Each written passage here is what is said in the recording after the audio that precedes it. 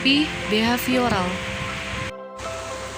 Gerald Corey menjelaskan bahwa terapi behavioral adalah pendekatan terhadap konseling dan psikoterapi yang berkaitan dengan tingkah laku. Terapi behavior adalah salah satu teknik yang digunakan dalam menyelesaikan tingkah laku yang ditimbulkan oleh suatu dorongan untuk memenuhi kebutuhan hidup dengan melalui proses belajar bertindak dan bertingkah laku lebih efektif. Tujuan terapi behavioral. Terapi behavioral lebih memfokuskan pada persoalan perilaku yang menyimpang, yang bertujuan untuk menciptakan kondisi bagi proses belajar dengan segenap tingkah laku yang dipelajari. Hakikat manusia dalam terapi behavioral. Bahwa dalam pandangan para behavioris adalah pasif dan mekanis. Manusia itu sesuatu yang dapat dibentuk dan dorongan sesuai keinginan lingkungannya membentuk perilakunya. Sikap, peran, dan tugas konselor.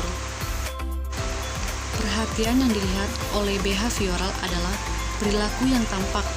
Dengan alasan ini, asumsi yang berkembang tentang pola hubungan konselor dengan klien lebih manipulatif, mekanisme, dan sangat tidak pribadi.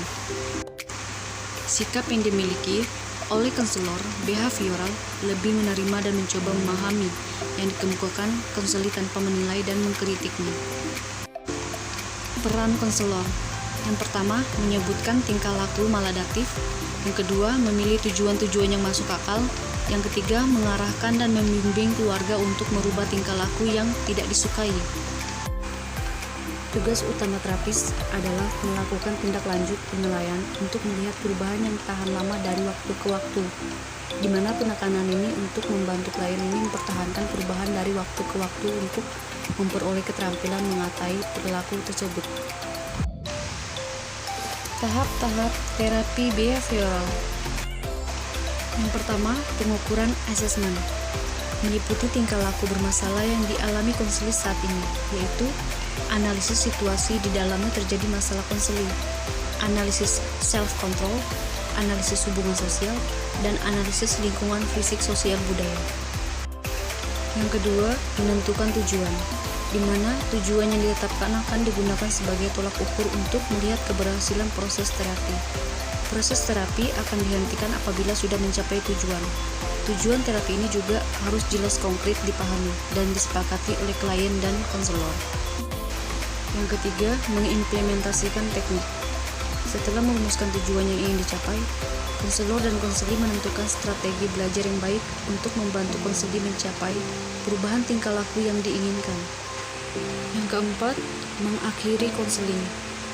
Proses konseling berakhir jika tujuan yang ditetapkan di awal konseling telah tercapai. Konseling memiliki tugas yaitu terus melaksanakan perilaku yang diperoleh proses konseling. Teknik-teknik terapi behavioral. Yang pertama, desensitisasi sistematis, merupakan teknik relaksasi yang digunakan untuk menghapus perilaku yang diperkuat secara negatif. Biasanya berupa kecemasan dan respon yang berlawanan dengan perilaku yang dihilangkan dengan memberikan stimulus secara perlahan dan santai. Yang kedua, terapi impulsif. Terapi impulsif dikembangkan atas dasar pandangan tentang seorang secara berulang-ulang dihadapkan pada situasi kecemasan dan konsekuensi yang menakutkan tidak muncul, maka kecemasan itu akan hilang. Yang ketiga, latihan perilaku asertif. Latihan perilaku asertif digunakan untuk melatih individu yang mengalami kesulitan untuk menyatakan dirinya bahwa tindakannya layak atau benar. Yang keempat, pengkondisian aversi. Teknik pengkondisian diri digunakan untuk merendahkan perilaku simptomatik dengan cara menyajikan stimulus yang tidak menyenangkan sehingga perilaku tidak dikehendaki terhambat. Yang kelima, pembentukan perilaku model. Digunakan untuk membentuk perilaku baru pada klien. Perilaku yang terbentuk dengan menunjukkan klien tentang perilaku model, baik model audio, model fisik yang dapat diamati dan dipahami jenis perilaku yang dicontohi. Yang keenam, kontrak perilaku. Kontrak perilaku adalah persetujuan antara dua orang atau lebih, atau konselor dan klien untuk mengubah perilaku pada klien.